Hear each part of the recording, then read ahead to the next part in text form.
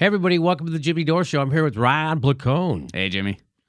So, we've been talking about how the DCCC, that's the Democratic Congressional Campaign Committee, they're supposed to help people get elected to Congress, Democrats. And so we've shown you how they've been screwing over progressives. So that's what the Democratic Party does. They screw over progressives. So there's a DCCC. And there's millions of examples this year from all over, right? But here is just another example of how bad the DCCC is. This is from The Intercept. And they found memos from the DCCC sent to candidates about Medicare for All, telling them not to talk about it. No, I'm not. Here it is.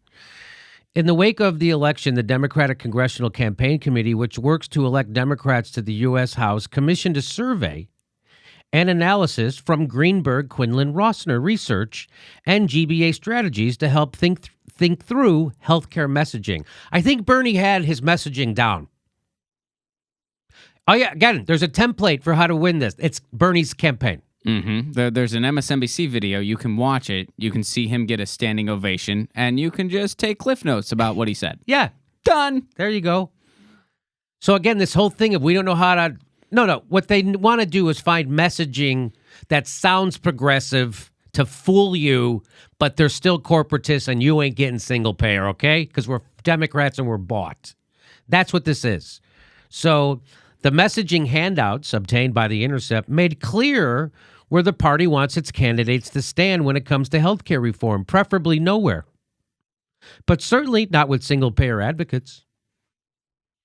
The polling memorandum produced by GBA Strategies and Greenberg's firm was composed by surveying 52 so-called battleground districts, half of which are currently held by Democrats and half by Republicans. The question that Greenberg put before Democrats to make the case against single payer, though, is a highly unusual one. So when you say we did a poll, we found out people don't want single payer. It's like, well, what was the question you asked them? Did you ask people, do you want single payer? Would you like Medicare? Which probably gets a different response than if you ask people, do you want Medicare for all? I bet you more people would say yes to Medicare for all than single payer, because I bet you a lot of people still don't really know what single payer means, but they do know what Medicare is because their grandma has it and their grandpa has it, and their parents can't wait to get to it. Right? Well, Jimmy, and if you conducted a research study and your conclusion from the study is, hey, don't talk about single payer, surely the question you asked folks was about single payer, right? Well, here's the question they asked. The question they asked, Ron, if you could change one thing about your health care or health insurance, what would it be? That sounds like a totally, mine would be I'd like to change my health insurance agent because he's a jerk. I don't know. What?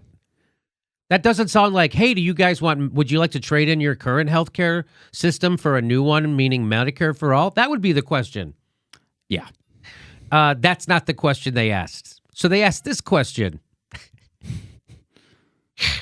The question was not about what kind of system the voter would prefer, but a surprising 12% of the people surveyed still said they wanted their own insurance to be single payer. So even off that crappy question, still 12% of the people said, I would like the one change, make it single payer. And still, even I wouldn't answer that question that way. I'd be like, what was the one thing you'd want me to change about my insurance? Well, I would like there to be some kind of a board that's actually neutral to make the decisions on treatment, like by doctors, instead of some nurse at an insurance company who never sees me, who's being paid by the insurance company. I would like a neutral body. That would be what I would say. I wouldn't even know that that's an option to say, oh, single payer. Yeah, and keep in mind, like, this is the general person. When you ask them a question like that, they're not going to go to policy first. Right. Like, we talk about this stuff every day for a job, right, and we wouldn't go there first. That's right. Still, it's unclear what this means in context of the question, beyond suggesting that at least 12% of voters are so passionate about single payer that they offered it as a non sequitur answer, because that's what that is to that. You ask me that question, hey, what would you like to change about your insurance? I go, I'd like single payer. That answer doesn't go with that question. That's a non sequitur to that question. But here's a little graph. I don't know. You probably can't see it. But here's a little graph. It says if you could change one thing about your healthcare or health insurance, what would it be? And they don't give you options. Like, would you like it to be single payer? Would you like it to make it cheaper, more affordable, lower premiums, deductibles? That's what most of the people said about their current insurance. And you know how you do that? You become single payer. Yeah. That does all those things.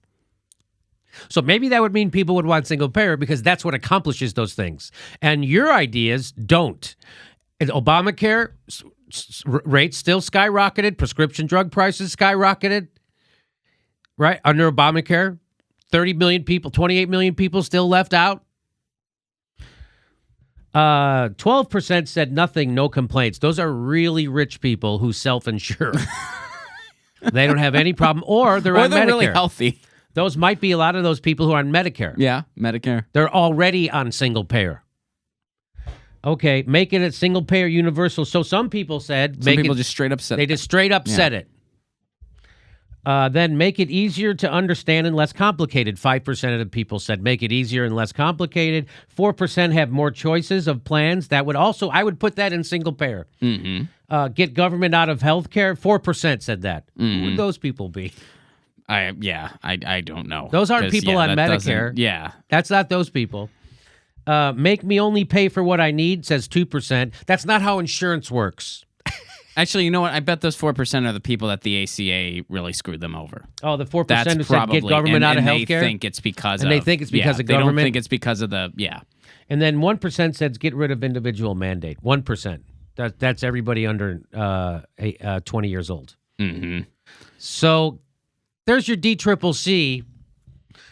Turns out also the DCCC advised candidates not to discuss gun control policy right after the Vegas shooting. Do you understand? People still think this party is savable. Do you think it is, Ron, after this? I mean, time and time again, I'm proven, no. Like, it's just... It seems like they're getting worse. It seems like they're getting worse, and it seems like they have no interest in fixing the problem, and it seems like they're set up to remain this way. They're set up to be donor-friendly. Yeah. And the other thing that I want to say just about their conclusion about don't talk about single payer, in graduate school I had to take like a research class where you basically you're taught how to conduct surveys, and when you frame a question in a way that doesn't lead to the answer you were trying to get to, it's considered a failed survey. And there's a phrase for it. It's not important. It's academic jargon anyway, but there's an actual term for that.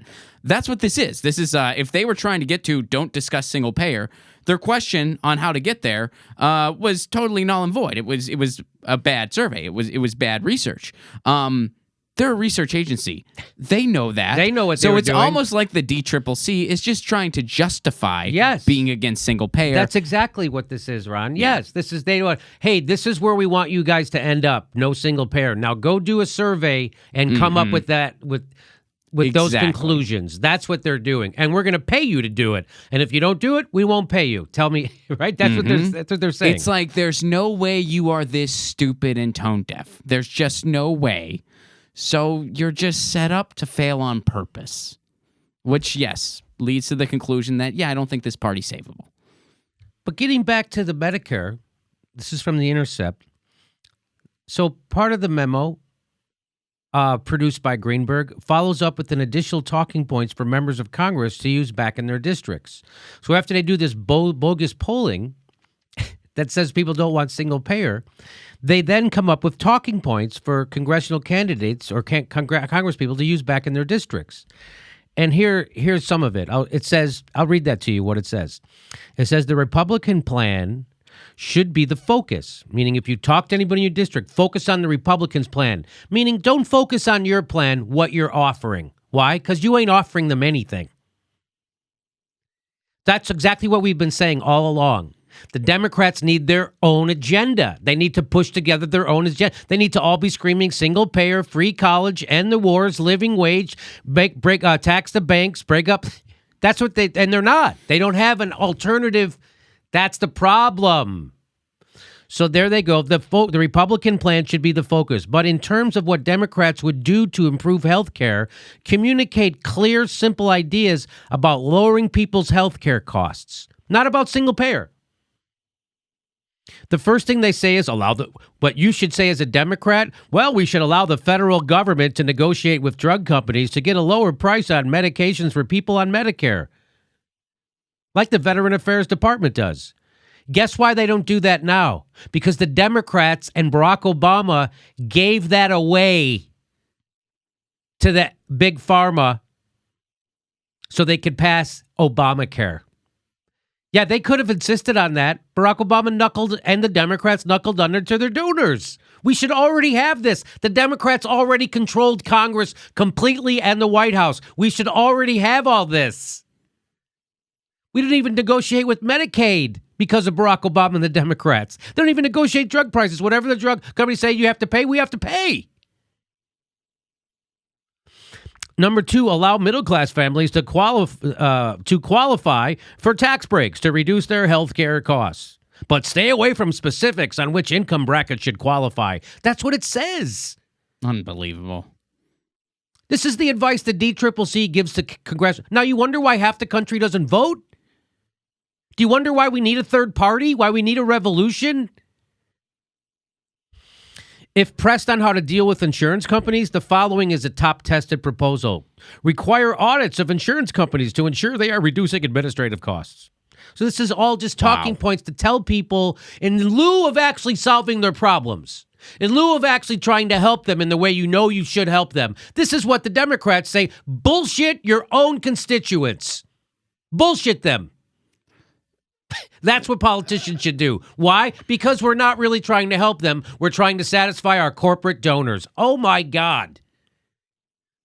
Hey, Tom Perez, maybe you should put your values on the ballot. Well, and I mean, especially like when you sum up those, it's like, well, we're going to cooperate with the corporations. Yes. And we all know, make sure administration costs are in line. We all know that's code for let's make sure the people with no money and no power, i.e. the employees, aren't getting paid that much. That's right. That's what that's code for. So not only are these BS, nonsensical talking points, they're Republican. Yes, they're points. Republican. Very well put, so, Ron. You know what I like to tell people? I'm just like, look, I'm not saying that we need to abandon the Democrats and start a new party because I think we need a third party. I'm saying that because I think we need a second one. It goes on, this memo, it says, it suggests focusing on criticizing Republicans' health care plans only if asked. You have the biggest winning argument in the world. We're going to give you Medicare for all. The Republicans want to take away your health care. Boom, you win the election. They go, don't do that. And then you wonder why half the country doesn't vote. Because you guys aren't offering the people anything. That's why half the people didn't vote for Hillary Clinton, because they know they didn't vote. That's why half the country didn't bother to vote. So here it is, suggested talking points. Here it is. It says the House Republicans' repeal plan takes away health care from 24 million hardworking people. That's their talking points. So here's their solutions. Proactive solutions, only if asked. Don't tell people your solution for health care unless they ask you specifically or after you lost the election. Then you can tell them. If I was handed a manual and it just said proactive solutions and then in parentheses only if asked, I would just throw the manual away right then. Right? That would be enough to be like, oh, this is bullshit. Done. And then, again, none of this is single payer. There's a lot of stuff in this memo that mentions single payer, except it's all, this is how the right wing's going to attack you on single payer, and they don't give you any talking points to rebut it. The talking points they give you is this, which is corporate talking points. To show you how we don't want single payer, we want our corporate health care. That's what this is. We need the federal government to negotiate with drug companies and Medicare. They will save Americans $24 billion. We also need to require audits of insurance. Get rid of the insurance companies. Medicare for all. They won't do it. So now back to this story. The DCCC. This was after the Vegas shooting. We found this memo. And it says, team, last night's shooting will dominate the news today and will garner serious coverage the rest of this week. You and your candidate will be understandably outraged and upset, as will your community. However, this is after the Vegas shooting. Everybody's going to be upset, which you should be. However, there it says right there, don't politicize it today. That's the Democrats telling their own candidates, don't politicize gun control the day after a massacre. By the way, not talking about it is politicizing it. Because if you don't talk about things when they happen, that means you're ignoring it. You're making a political decision to ignore it, which is you're politicizing that. You're saying, I'm okay with the status quo. There's no such thing as being non-political. It's already politicized. It's an issue. Now, you can choose to ignore the issue, which is one form of politicizing it, or you can address the issue, which is another form of politicizing it, because it takes politics to fix it. And it also takes politics to keep it broken. So there's no getting out of this. When they say don't politicize it, they mean don't talk about a solution because we're in bed with corporations. This is the Democrats saying this. This is the Democrats, Ron. Yeah, This is the Democrats telling them, don't talk about single payer, don't talk about gun control. This is the Democrats telling their own candidates that. And now you wonder why half the country doesn't frickin' vote. But I'm sure it's Russia. I'm sure it's got Russia through the election. You stop. Ron? You know what would be awesome is to just go around and show like some of this verbiage and like all the stuff we've looked at and be like, isn't it so gross how the Republicans manage their messaging? And then the person would be like, yeah, it totally is. That's why I always vote Democrat, and be like, hey, this is going to blow your mind. Sit down. Wait for this. Wait for this. This isn't from the Republicans. Because I think so many people, like, they don't realize that like the Democrats do this nonsense. No, people still think Russia and the Democrats are the antidote to republicanism. The Democrats are not the antidote. They are not the solution. The Democrats are not going to fix your problems, and they're not going to fix this country. That's just a fact. So I can't wait to get Bernie on the show so I can ask him these questions. They're still not. Are you still calling them? Yeah, we've been trying. And what's up? Haven't heard anything for a bit, but oh, really? Yeah, I'll keep trying. So I you know what? I'm going to start calling him. Yeah, I'll start calling him. What's the guy's name you're calling? Josh is his name. Josh? Yeah. All right, we're going to call Josh at the Bernie Sanders campaign. I know you're a little afraid of progressive media. What are you, 80 years old, Josh? Bernie's supposed to be out of touch, and you're supposed to help get him in touch, not keep him away from progressive media. Maybe that's why you guys lost the primary, because you don't have enough fight in you. You're afraid of the Democrats. That's Josh now. That's Josh calling me right now. There he is. Hey, let's set it up. Okay, so there you go. Now you know why half the country doesn't vote. Now you know why we need a third party. They're not changing. They're getting worse. And all those Senate Democrats who said they were for Bernie Sanders single payer, as soon as this becomes viable, they will get away from it. They will undermine. The Democrats in California have a filibuster, super majority. They have the governor, Senate, and the House, and we don't have single payer.